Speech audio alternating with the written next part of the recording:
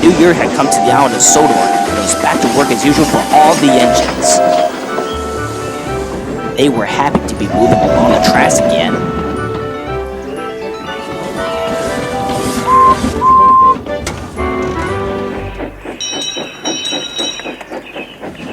One evening, the Bat Controller arrived at Dclaiche with a special for Thomas.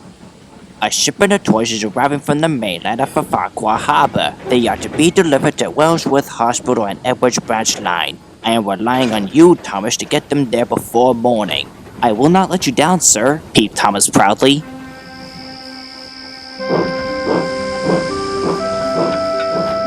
Thomas soon arrived at the harbor, and his fireman coupled him to the train. The workmen hustled back and forth, loading the boxes into the vans. Once the last door closed, the signal showed clear, the guard blew his whistle. Thomas began his journey.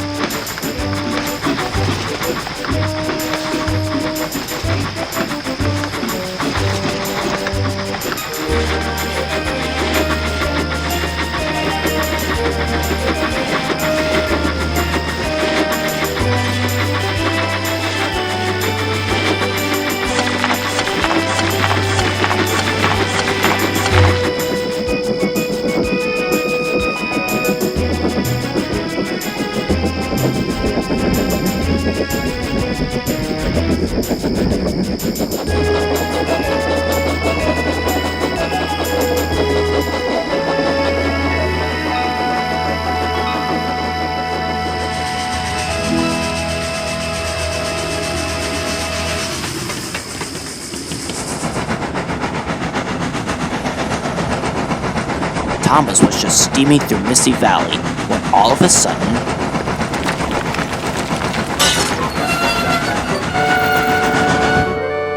"What just happened?" he gasped in surprise. "One of the rocks on the landslide had damaged your lamp," his driver replied. "You can't go anywhere now. I'll see if the guard has any spare lamps." Unfortunately, the guard had bad news. "I'm afraid I don't have any spare lamps left," he said grimly. "The only one I have is a working tail lamp, so I'm afraid we can't continue the journey on." "Oh dear," sighed Thomas. "The children will be sad if they don't get their toys in the morning. What are we going to do? I can't run in the dark with a broken lamp." "A broken lamp, you say?" said a voice. Thomas and his crew recognized it at once. It was Cyril, the fog man. "You lads are lucky that this is a clear night and there is no fog in the area," he said mysteriously. "But you know what Misty Valley is like. Landslides can still happen here, and I believe I'll be of assistance for you tonight." "Well, as a matter of fact," said Thomas, "do you happen to have a lamp I can borrow?" "Why, absolutely. In fact, I got spare amber lamps, one of which I'll be lending you." The driver, fireman, guard, and Thomas were most grateful. And it wasn't too long before the amber lamp was fitted onto Thomas's smoke box. "That should do for now," Cyril said after they finished. "You should be able to make it through the dark that way. Oh, and don't forget to bring it back once you're finished." "I will, and thank you, Cyril," Thomas chuffed. "You are such an expert." "Just glad to be of assistance," replied Cyril. Thomas tooted goodbye and steamed back on his journey.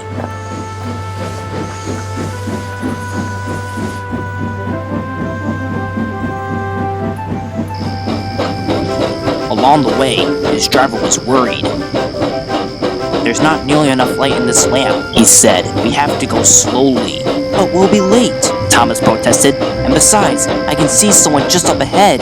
And he was right, as in fact, there was someone up ahead. It was Elizabeth, the vintage steam lorry, looking rather miserable. "What are you doing out here, Elizabeth?" "I've got a flat tire," Elizabeth groaned. "And I was making a delivery of Christmas lights too. And the worst part is, help won't come until morning." "I'm in a bit of a spot of bother too," sympathized Thomas. "My lamp is broken, but thankfully I'm using one of Cyril's amber lamps." Then his driver had an idea. "You're carrying Christmas lights, aren't you?" he said. "Perhaps you can lend us those so that we can continue our journey." "Of course," agreed Elizabeth. "Anything for a friend." Soon the lights were placed on Thomas's tanks. My Thomas, commented Elizabeth, you look festive. Double thanks to you, Elizabeth, Thomas whistled. You are very kind. I know, the lorry beamed proudly.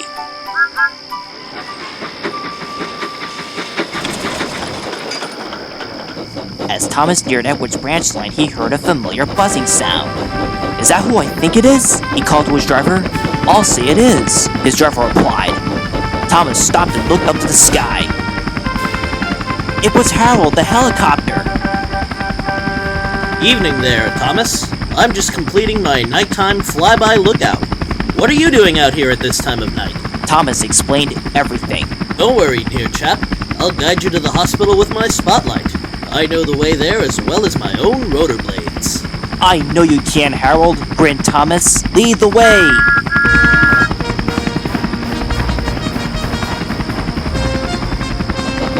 Harold was as good as his word. He guided Thomas in the right direction. Thomas made excellent time.